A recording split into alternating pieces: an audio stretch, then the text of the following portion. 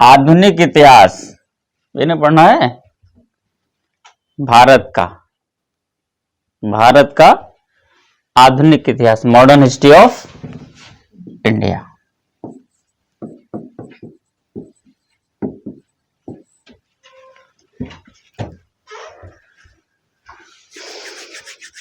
Syllabus पढ़ा नहीं पढ़ा? सिलेबस पढ़ा है इसका? 1850 से नहीं है यार, मिडिल ऑफ 18th सेंचुरी से है। एक्चुअली जब हम लोग सिलेबस देखते हैं तो starts from middle of 18th century, ठीक है। क्यों है ऐसा? मिडिल ऑफ 18th सेंचुरी से मतलब है अप्रॉक्स फ्रॉम 1750, है ना। 18वीं शताब्दी के मध्य से, तो मध्य से मतलब तो पॉइंट तो हो गया 1750, मध्य से मतलब इसके इर्द गिर्द 4-5-10 साल इधर 10 साल उधर चलता रहता है ना। यहां से इस समय भारत में कौन कौन सी ऐसी घटनाएं घट रही हैं in the context of history, इतिहास के कॉन्टेक्स्ट में घटनाएं क्या क्या हो रही हैं। चूंकि आधुनिक इतिहास है, मैंने कहा था कि जो डिवीजन ऑफ हिस्ट्री है ना, ये एंशिएंट, मिडवल, मॉडर्न, जो तीनों है, ये कल्चर चेंज के आधार पर है। तो एक नई संस्कृति, क्या इसको सभ्यता ही हम कह लें, सिविलाइजेशन ही कह सकते हैं हम इसको, जो यहां पर स्थापित हो रहा है, इस्टेब्लिश हो रहा है भारत में। मॉर्निंग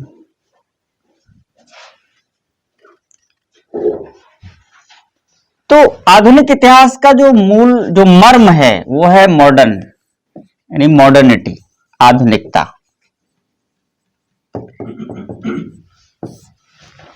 इसका मर्म ही आधुनिकता है, मॉडर्निटी है ना। क्या है आधुनिकता?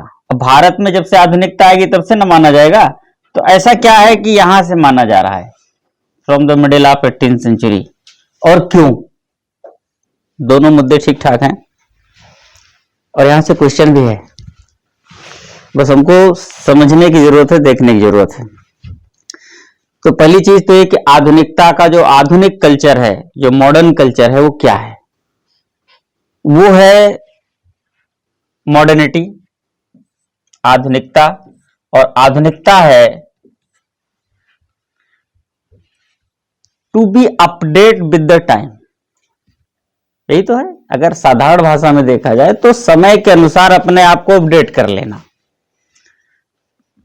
बाकी बाद में लोगों ने या अपने अपने अनुसार लोगों ने अलग अलग तरीके से इसकी परिभाषाएं करी हैं, लेकिन जो इसका एक निचोड़ है, इसका जो एक कंक्लूजन है, एक निष्कर्ष है, एक रिजल्ट अगर देखा जाए कि एक्चुअल में है क्या, एक्चुअल में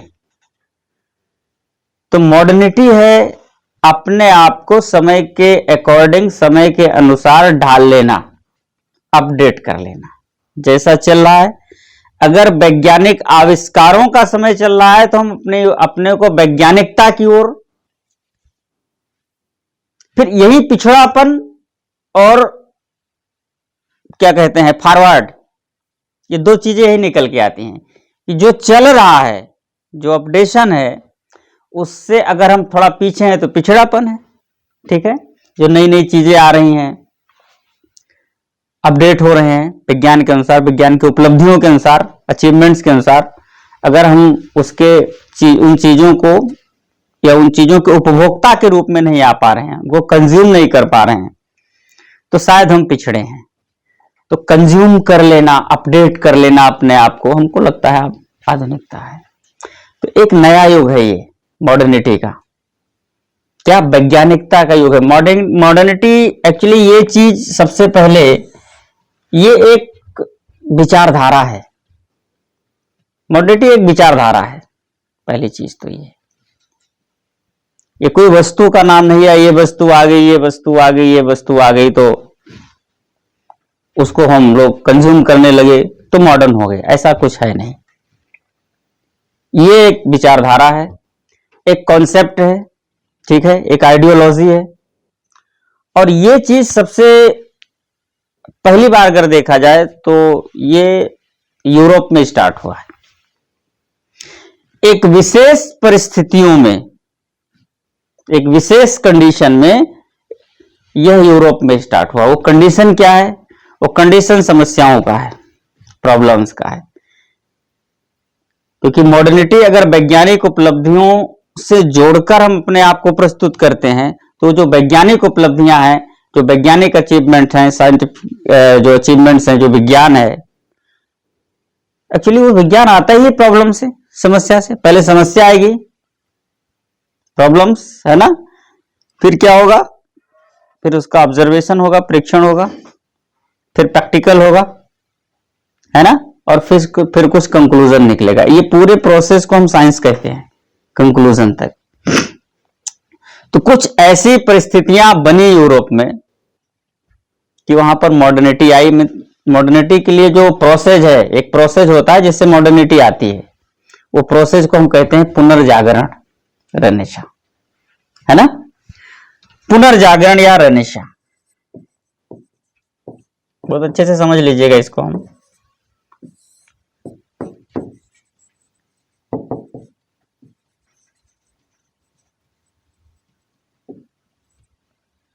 रेनेसां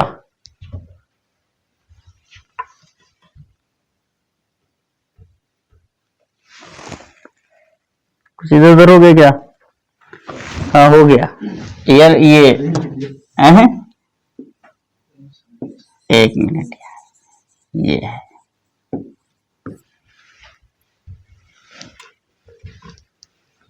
रेनेसां या पुनर्जागरण। कितने लोगों ने ये शब्द जो है पहले, इसके पहले सुन रखा है? थोड़ा बहुत इसके बारे में जानते हैं? जानते हैं थोड़ा बहुत? इतना नहीं पता है। रेनेसां यही है अवेयरनेस। एक्चुअली रेनेसां ही अवेयरनेस है। ये है क्या कि एक कंडीशन सबसे पहले बनती है, एक परिस्थिति बनती है, एक अपॉर्चुनिटी आती है, एक माहौल है यूरोप में उस समय। कब? 14th सेंचुरी की बात की जा रही। ये पुनर्जागरण 14th सेंचुरी में आया ही है। कहां पर? यूरोप में। 14वीं शताब्दी की बात है।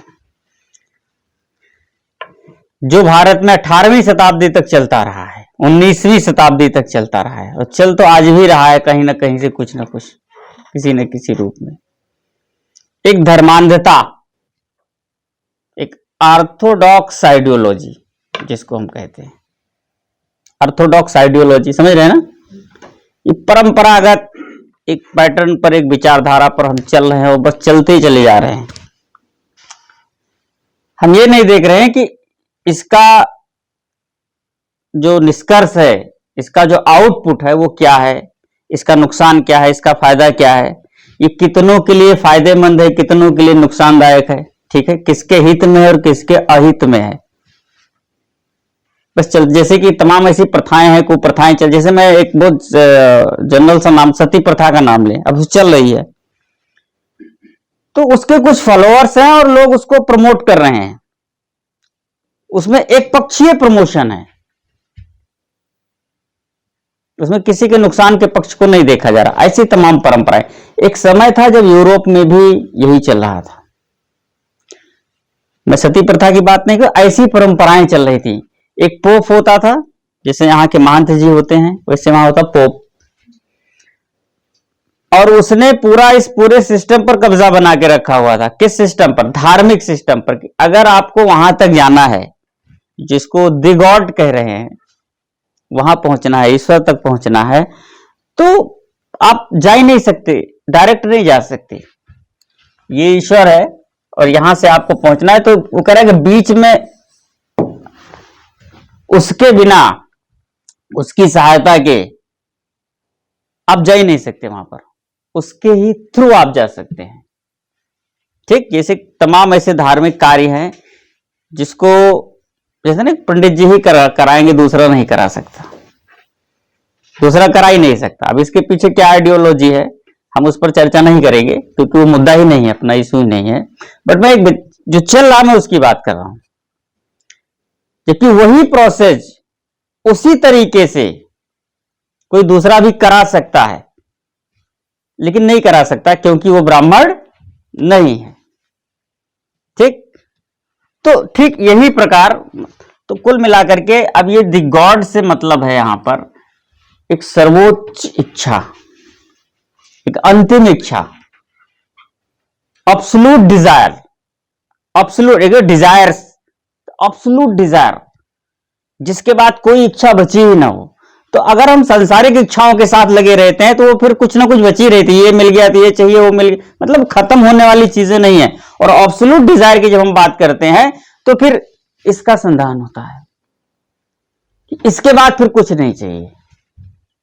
जैसे लोग कहते तू मिल गया तो बस ठीक है, इसके अलावा तो सब कुछ मिल गया, फिर और कुछ चाहिए नहीं, खत्म है ना, ये चीजें। तो कहने का मतलब ऑल हैप्पीनेस,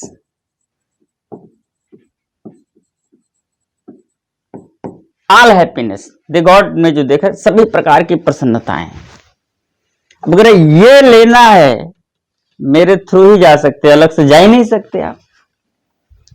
कुछ लोगों ने कब्जा करके रखा हुआ। अब इससे होता है वर्ग विभाजन, क्लासिफिकेशन होता है इससे, किसका, सोसाइटी का। इससे सोसाइटी में आता है क्लासिफिकेशन। समझ रहे हैं ना मेरी बात, एक उच्च निम्न, अमीर गरीब नहीं, वो तो वो मार्क्स की आइडियोलॉजी है। वो आर्थिक दृष्टिकोण से उसको आप छोड़िए, धार्मिक दृष्टिकोण से देखिए, ये उच्च हैं, ये निम्न हैं, ये इस कैटेगरी के हैं।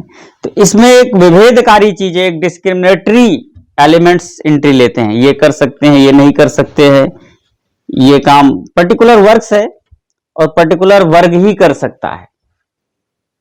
इसमें छूत और अछूत वाला भी, टच और अनटच वाला भी कॉन्सेप्ट इसमें आ जाता है, तमाम सारी चीजें। तो ऐसे में जब मोनोपोली के हाथ में है तो ये दूसरे के हाथ में ना जाए, इसके लिए क्या करेगा, इसके लिए ही करेगा कि ये दूसरा नहीं कर सकता, क्योंकि वो उसके योग्य नहीं है, उसका अधिकारी नहीं है, उसका राइट ही नहीं है,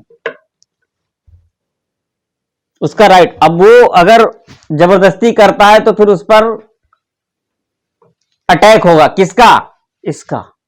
इससे डराता है वो, ये खुद से नहीं डराता है कि मैं ये कर दूंगा अगर तुम नहीं मानोगे तो। वो कहता है तुम अगर नहीं मानोगे तो ये आपके साथ, और लोग उस पर विश्वास करते हैं कि भाई इनकी ज्यादा पहुंच है, इनको जानकारी ज्यादा है ना, तो ये सही कह रहे होंगे फिर।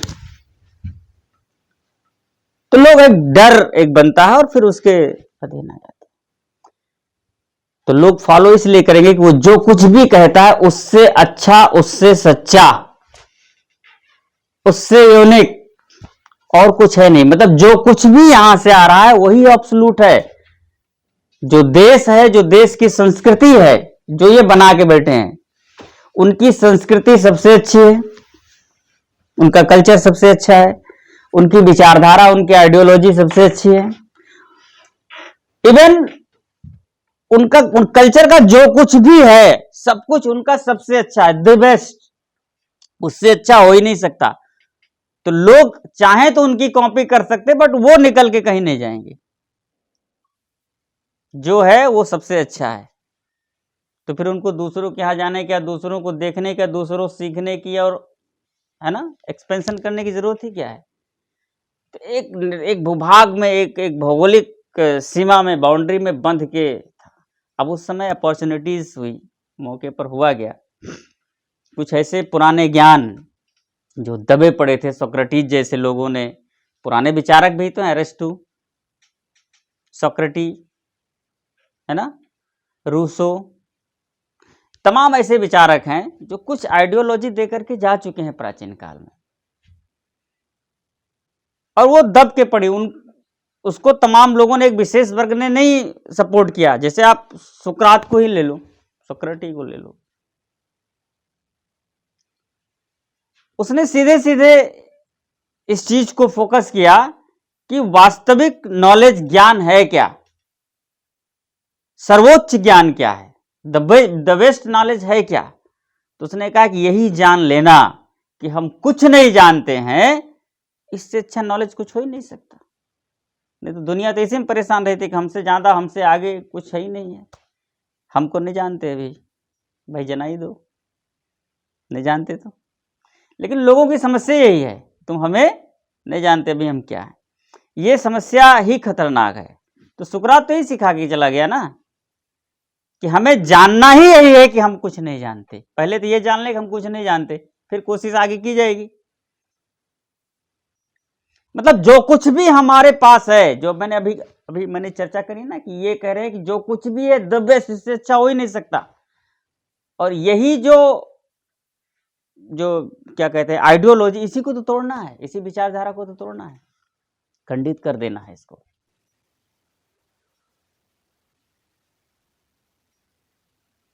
ठीक है, तो ऐसे समय आप 14 सेंचुरी की बात करो, 13, 14, 15 सेंचुरी की बात करो, उस समय की स्थिति क्या है कि कुछ नए नए वैज्ञानिक आविष्कार हो रहे थे। कंपास वगैरह आया समुद्र में, क्योंकि देखो समुद्र का जो रास्ता है, ये समुद्री यात्रा है, वही इजी था, क्योंकि ये टेक्नोलॉजी जो इंजन वाली है, मशीनरी वाली, ये उस समय थी नहीं।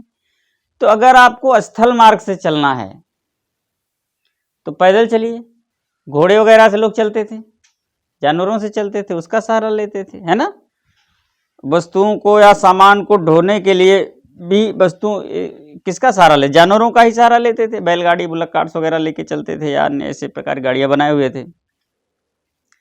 सबसे इजी जो मार्ग था वो समुद्री या पानी जल मार्ग था, क्योंकि उसमें वो फिर नाव, बोट्स बड़ी बड़ी तैयार की जाती थी, और उसमें आराम से हवाओं की जो दिशाओं को, तो मानसून की खोज हो गई, है ना। डायरेक्शन मिला, किस तरफ से हवा चल रही है तो किधर से कब जाया जा सकता है। कंपास वगैरह आया, इस पर लोगों ने, तो स्थिति बनी कब कि आखिर, मैं थोड़ा सा उधर चर्चा करूं, मैं मॉडर्निटी के लिए कंडीशन क्या बनी इस पुनर्जागरण के लिए, वहां पर थोड़ा सा उधर चलते हैं, समझने की कोशिश कि हालांकि ये चीजें आएगी, ये यूरोप है, ये मेडिटेरियन सी है, ठीक है, भूमध्य सागर है, ये मिडिल एशिया है, ठीक है, ये पर्शियन गल्फ, और ये रेड सी, ये अरब सागर, ये इंडिया है। हालांकि इस पर भी लोग झगड़ी कर रहे हैं, इंडिया रहे एक भारत, है ना। हाँ, लोगों को अजीब तरीके से, तो ये ठीक है। अब जो व्यापार है, ये हिमालय है, हिमालयी दर्रों से ऐसे निकल करके, पार करके, और ये यूरोप में, यहाँ पर रोम है, इटली, ये इजिप्ट है, ठीक है, यहीं सबसे ज्यादा व्यापार हो रहा था। तो ये यूरोप में पहुंचना है, ये थल मार्ग है, इसको कहते हैं लैंड पथ, बहुत कठिन है, घोड़ों से, है ना, गधों से चलना है, किसको, उन्हीं को चलना है, क्योंकि फिर इतना लंबा रास्ता पहाड़ों पार करके पैदल जाना, फिर उस नेचर का जो होगा वही जा सकता है। तो घोड़े गधों से चलना है, घोड़े गधों को, है ना। तो ये पहुंचा, बहुत कठिन है। एक रास्ता ये था कि यहीं पर है कुस्तुनतुनिया है, यहीं पर है तुर्की, यहाँ पर इजराइल, और ये चक्कर है ना, फलस्तीन वाला है मामला, ऐसे तो है यहीं पर जो लड़ रहे हैं उधर। तो इसके थोड़ा ऊपर जाए, ये टर्की है, ये अरब कंट्रीज है। एक रास्ता ये है कि अगर भारत से व्यापार हो रहा है तो ये पर्शियन गल्फ होते हुए मिडिल एशिया पहुंचा, और मिडिल एशिया में अब ये कुछ जो बाउंड्री पर स्थित हैं यूरोप के देश है ना, ये मीडिएटिंग करेंगे, अपने यहां से रास्ता देंगे तो आराम से पहुंच जाएंगे। ये ज्यादा ठीक है क्योंकि पहाड़ वहाड़ यहां है नहीं, आराम से है ना। और एक रास्ता ये रेड सी है, रेड सी को मैंने थोड़ा ऊपर बना दिया है, इधर आएगा, ठीक है। ये एक रास्ता ये रेड सी है, ये इधर से भी जा सकता है, लेकिन फिर ये इजिप्ट पहुंचेगा, फिर मेडिटेरियन सी क्रॉस करके यहां पहुंचेगा, भूमध्य सागर। क्लियर हो रहा है? कोशिश कीजिए थोड़ा सा, समस्या क्या है, ये मूल समस्या समझ में आ गई तो पुनर्जागरण समझ में आ जाएगा एकदम।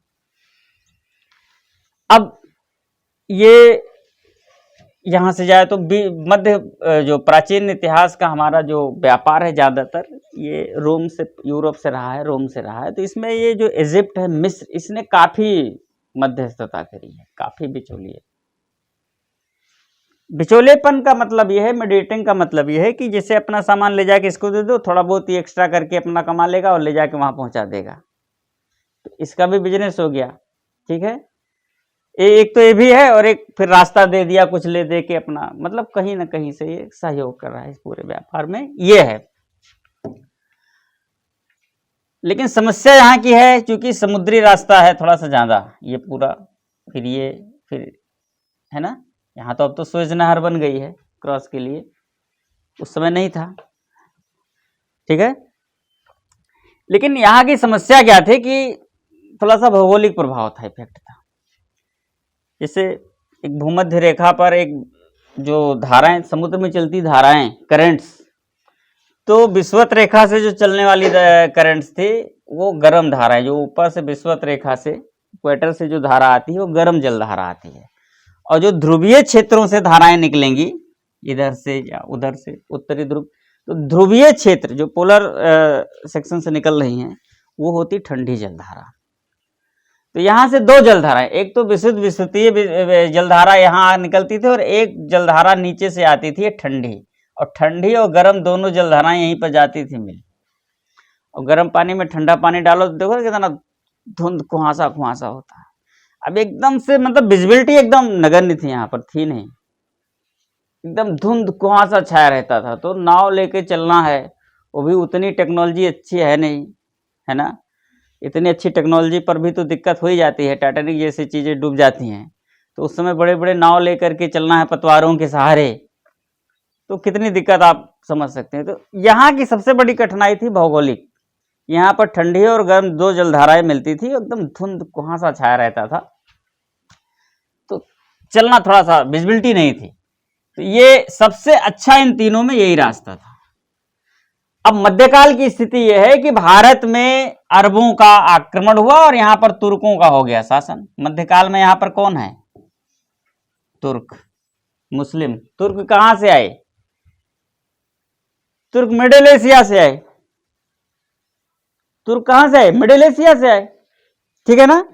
अब जब ये लोग आए यहां पर, भारत का पूरा कब्जा इनका लगभग लगभग हुआ भी नहीं भी हुआ, तो प्रभाव तो कम से कम है ही, इफेक्ट तो है।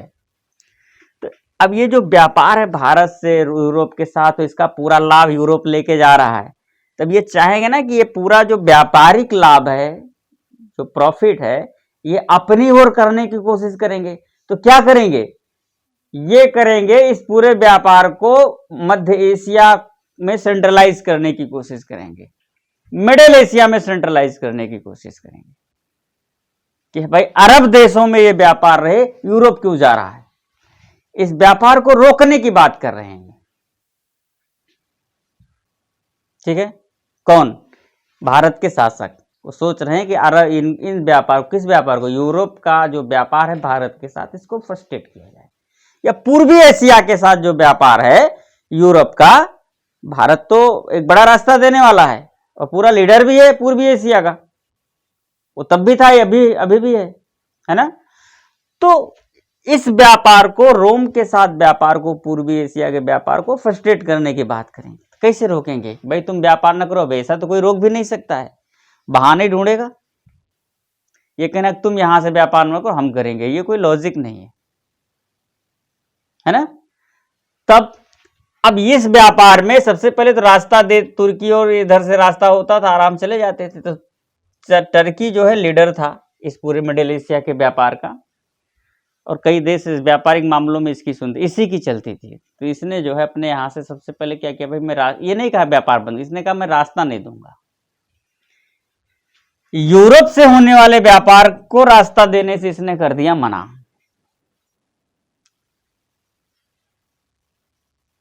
ठीक, तो बगल में कुस्तुनतुनिया, ये लोग इधर से जाने लगे, इधर से और भी कई व्यापारिक कंट्रीज निकल के आ गए सामने। पुर्तगीज हैं, नए नए व्यापारिक खोजों के लिए जाने जाते हैं, स्पेन है, फ्रांस है ना, डच हैं, कई लोग हैं, सब नए नए व्यापारिक देश हैं, जिसमें पुर्तगाल जो है और स्पेन, ये दोनों बिल्कुल बहुत ज़्यादा आविष्कार में लगे हुए हैं। नए नए वैज्ञानिक खोजें, नए नए व्यापारिक रास्तों की खोज और कंफर्टेबल बनाने की खोज कर रहे हैं, लगातार कोशिश कर ही रहे हैं। तो ये फिर कुस्तुनतुनिया से जाने लगे। अब कुस्तुनतुनिया की अपनी स्वतंत्रता है, अब उसके लिए तुर्की कह तो सकता भाई तुम मत दे रास्ता, लेकिन वो माने न माने उसकी स्वतंत्रता, उसकी संप्रभुता है। तो तुर्की ने क्या किया, बगल वाले कुस्तुनतुनिया पर कब्जा कर लिया। अब कुस्तुनतुनिया हो गया तुर्की के अधिकार क्षेत्र में। ये 1453 की बात है, 1453 की बात है।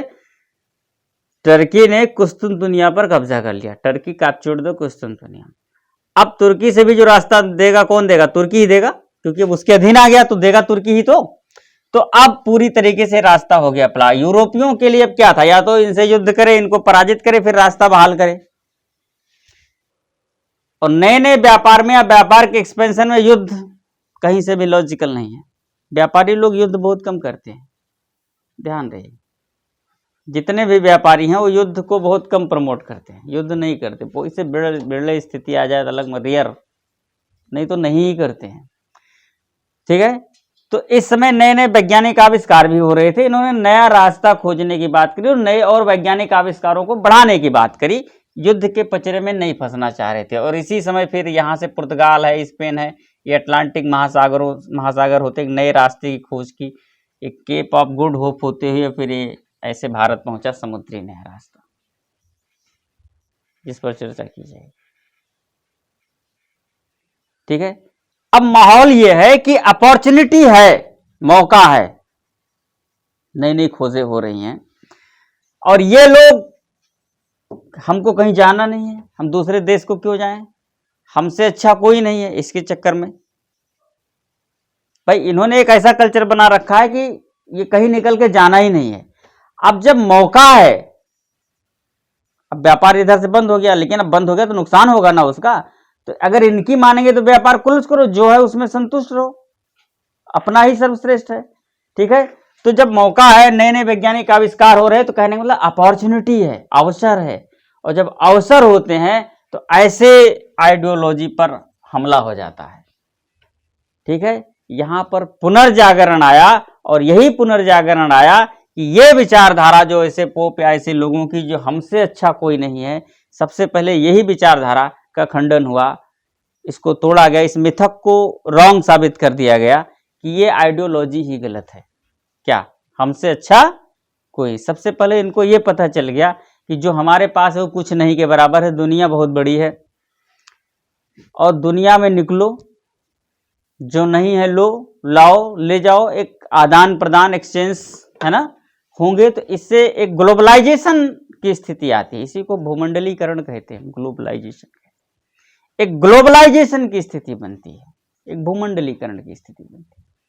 तो इसके लिए तलवार कहाँ तक चला पाएंगे, इसके लिए जागरूकता ही जरूरी है। ये चीज दिमाग में बैठ जाए कि भाई ये गलत विचारधारा है, इसको तोड़ो, और एक नई विचारधारा, जो जरूरत है, अपॉर्चुनिटी है, उसको गेन करने का समय है, और एक नई विचारधारा, आधुनिक विचारधारा को धारण करो। यही पुनर्जागरण है। और ऐसी अपॉर्चुनिटी के लिए ये जागरण जब आया, ये अवेयरनेस आया, तो यूरोप में 14th सेंचुरी में हो गया पुनर्जागरण। यही हुआ कि जो हमारे पास है बहुत कम है, दुनिया बहुत बड़ी है, दुनिया में बहुत कुछ है। एक ग्लोबलाइजेशन की जो स्थिति बनी, माहौल बना, ये पुनर्जागरण के कारण बना। ठीक है, और फिर यहाँ से है ना, ये अफ्रीका में, तो यहाँ पर क्या था, यहाँ पर कुछ था थोड़ा ना, ये निग्रो लोग होते थे, मानव संसाधन थे। इधर अमेरिका की खोज हो चुकी थी, अमेरिका में बड़ी बड़ी खदानें होती थी, उनका उपभोग कैसे हो, ये समस्या है। तो ये यूरोप वाले, चूंकि सबसे पहले यूरोप में ये चीजें हुई हैं, तो यहाँ से नाव लेके आते थे, यहाँ से तमाम निग्रोज को उठाते थे, जहाजों में बड़ी बड़ी भरते थे, अमेरिका लेके जाते थे, वहाँ खादानों में लगा देते थे, उन खादानों से रॉ मटेरियल्स लेके यूरोप आते थे। तब तक भारत से भी व्यापार, यहाँ से धन आने लगा। दिस इज द ग्लोबलाइजेशन, और यही वैज्ञानिक उपलब्धि है और यही पुनर्जागरण है। तो ये कंडीशन है, इसको कहते हैं आवश्यक दशा पुनर्जागरण की।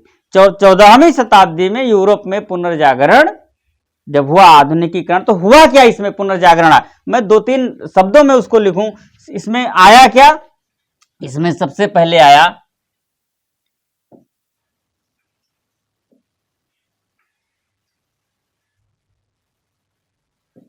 क्या, बताया सबसे पहला पॉइंट मैंने पीछे लिखा है, एक विज्ञानवाद, तर्कवाद, और चलो आगे। सबसे पहले आया मानवतावाद, इसको कहते हैं ह्यूमनिज्म। क्या कहते हैं?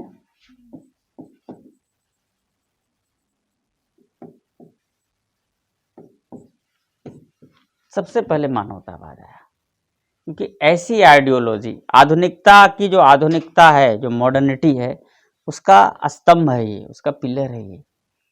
वो पूरी आइडियोलॉजी इन्हीं 3-4 मुद्दों पर बेस्ड है। सबसे पहले तो मानवतावाद है, क्योंकि ऐसी विचारधारा जो पोप जैसे लोग रखते थे, यहाँ पर ब्राह्मणवाद के रूप में जाना जाता है, ऐसी विचारधारा, एक धार्मिक, एक धर्मांधता की बात करें, एक ऑर्थोडॉक्स रिलीजन की अगर हम बात करें, तो ऑर्थोडॉक्स रिलीजन में सबसे ज्यादा जो प्रॉब्लम आती थी वो ह्यूमैनिटी की ही आती थी, क्योंकि एक जो शोषित वर्ग हो जाता था उसमें, छूत अछूत का लेकर के, टच अनटच को लेकर के, एक वर्ग विशेष को तो अलग ही कर देते थे।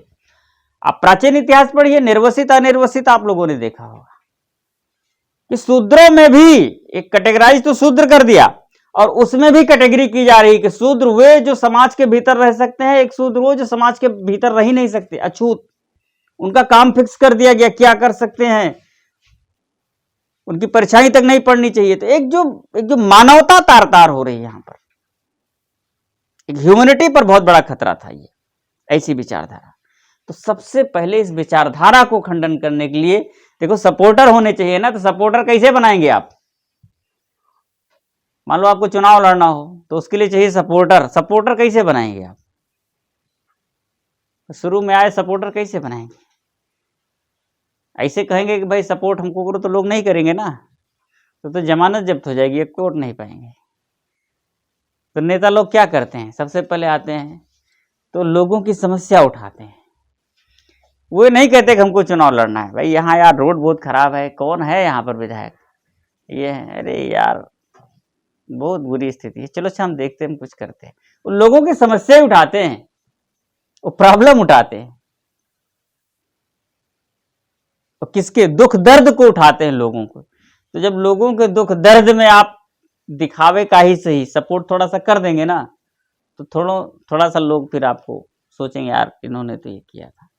अब वो पॉलिटिक्स का अलग मुद्दा है फिलहाल।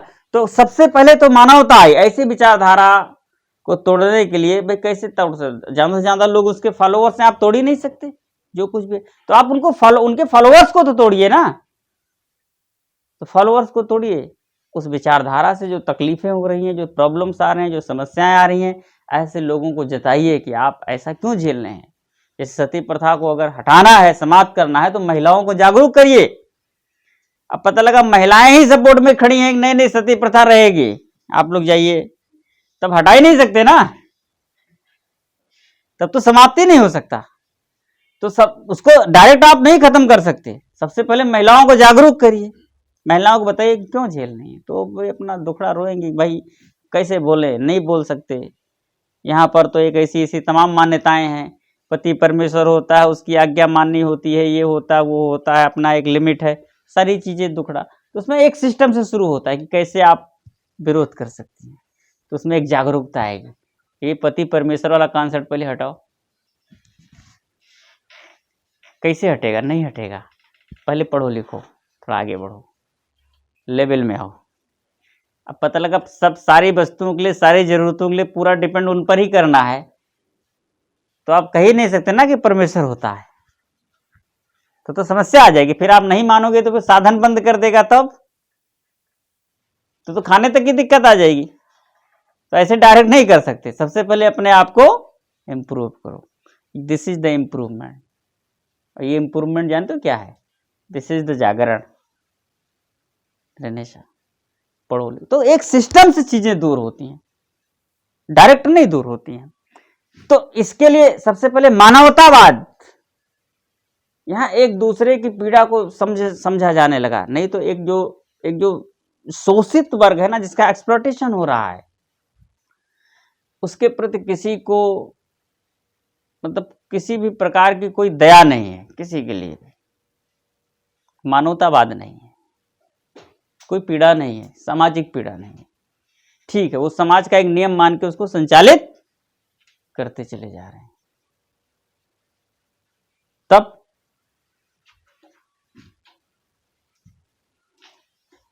तो ऐसा कैसे आएगा भाई इनको पहले इस मुद्दे को हटाओ या ऐसे नियम को हटाओ, ये चीजें नहीं होनी चाहिए। मानवतावाद आएगा तब ना।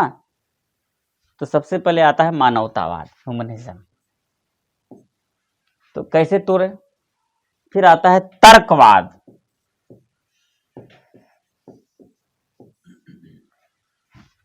तर्कवाद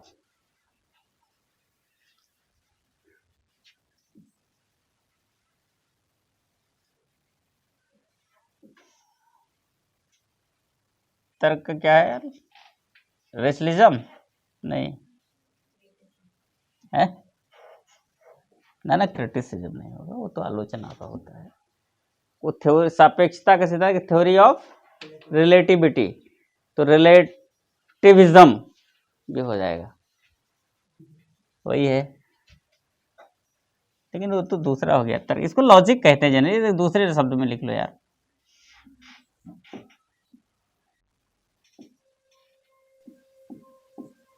लॉजिकिज्म, लॉजिक लिख लो कोई, ये भी तर्क है।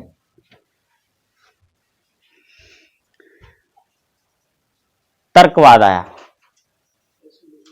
है, रेशनलिज्म ठीक है, और लिख लो ठीक। और इसके बाद आएगा विज्ञानवाद। मैं ये तीन जो तत्व हैं, साइंसिज्म,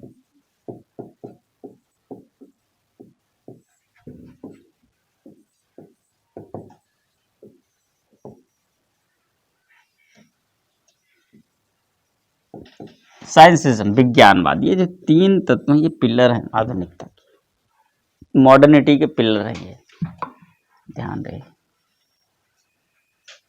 ये पूरी मॉडर्निटी इन्हीं खंभों पर खड़ी हुई है। सबसे पहले मानवतावाद आएगा। तो ऐसे जो पीड़ादायक जो मेथोडोलॉजी बनी हुई है समाज में, उसको खंडित करना, उसको तोड़ना है, उसको समाप्त करना है। तो कैसे समाप्त करना है? सबसे पहले मानवतावाद का गुहार लगाइए। जो लोग पीड़ित हैं उससे, जो जिनका एक्सप्लॉयटेशन हो, उनको आप इकट्ठा कीजिए। कहीं ना कहीं से उनके अंदर की पीड़ा जो नहीं बता पा रहे, कोई लीडर एक वो आएगा ना, तो उसके समक्ष पहले इकट्ठा करेंगे, उनको पावर बताएंगे कि भाई आपके पास ताकत है, आपका कुछ नहीं कर सकते, आप इकट्ठा होइए। मानवतावाद। फिर सबसे पहले तलवार लेके ही ना काटिए उसको। लॉर्ड विलियम बेंटिंग ने सती प्रथा एक एक्ट बना के समाप्त किया था, एक्ट ऑफ 1829 सेक्शन 17। लेकिन इसके पहले राजा राम मोहन राय ने लोगों को बड़ा जागरूक किया था इसके खिलाफ, क्योंकि ये एक्ट उसके राजा राम मोहन राय से पहले भी बनाया जा सकता था। तमाम लोगों की पीड़ा थी कि नहीं, लेकिन नहीं कर पाए, क्योंकि भारतीय सामाजिक मामलों में जो धर्म से जुड़ा हुआ है उसमें हस्तक्षेप नहीं कर सकते थे, एक बड़ा विरोध हो सकता था। तो सबसे पहले एक हुजूम, एक लोगों का एक है ना, वो तैयार जब तक नहीं होगा, ग्रुप, समूह जो ऐसे विचारधाराओं का खंडन करे, ऐसी नीतियों का, ऐसी प्रथाओं का, ऐसे ट्रेडिशंस का जो खंडन करने वाले लोगों का जब तक एक समूह तैयार नहीं होगा ना, उनका सपोर्ट नहीं मिले तब तक कोई एक्टर नहीं काम करेगा, काम ही नहीं करेगा। तो तर्कवाद, सबसे पहले लॉजिक, तर्क से कि उसकी जो उपादेयता है, जो कुछ भी चल रहा है, जैसे बलि प्रथा ले लो आप, बलि प्रथा, सेक्रीफाइस, जिसमें जानवरों को, इसके पहले मनुष्य बलि भी होती है, तमाम सारी चीजें। अब ये चल रही है, परंपरा है, चलती चली आ रही, धर्म का एक हिस्सा बन गया है। तो सबसे मानवतावाद क्या है कि भाई जिसकी हत्या होनी है, ऐसे लोगों को पहले इकट्ठा किया जाए, इसके बाद जो लोग इसके फॉलोअर्स हैं, जो लोग प्रमोट कर रहे हैं बलि प्रथा को, सबसे पहले उनको तर्क दिया जाए कि कहाँ कहाँ से ये गलत है। इसको कहते हैं तर्कवाद। इसी को विज्ञान की भाषा में कहते हैं प्रेक्षण, यानी ऑब्जर्वेशन। ऑब्जर्वेशन, कहाँ तक ये सही है और कहाँ तक गलत है। ऑब्जर्वेशन में तो यही किया जाता है, समस्याओं पर ऑब्जर्वेशन होता है, कहाँ तक सही कहाँ तक गलत है, और जब एग्जैक्टली जब सही चीज निकल के आ जाती है उसी पर प्रैक्टिकल कर दिया जाता है। ठीक है, एक प्रकार का ऑब्जर्वेशन हो रहा है। तर्क क्या है? ऑब्जर्वेशन है। तर्क के माध्यम से लोगों को समझाने की कोशिश की जाती है। कुछ लोग समझते हैं, कुछ लोग समझते नहीं है। तो फिर आता है विज्ञान। विज्ञान सीधे प्रैक्टिकल है। ठीक है, तो उन्हीं पर लागू करके देखा जाए, उन्हीं पर लागू करके देखा जाए। जो लोग उसके प्रमोटर हैं उन पर लागू करके करने की बात की जाती है। भाई आप लोग एक बार, भाई बलि प्रथा, एक बार आप अपने यहाँ के किसी संतान को, अपने पुत्र पुत्री जो भी है उसको सपोर्ट कर, उसको सेक्रीफाइस करके देखिए ना। ये भी बहुत धार्मिक काम है भाई, अगला ही क्यों, आप भी। तो समस्या तब उत्पन्न, दिस इज द प्रैक्टिकल, ये प्रैक्टिकल है।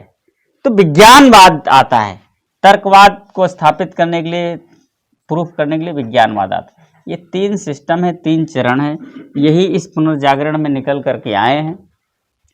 और ये आधुनिकता के जो मॉडर्निटी है उसके आधार स्तंभ है, यानी उसके पिलर हैं मॉडर्निटी के। ठीक है ना।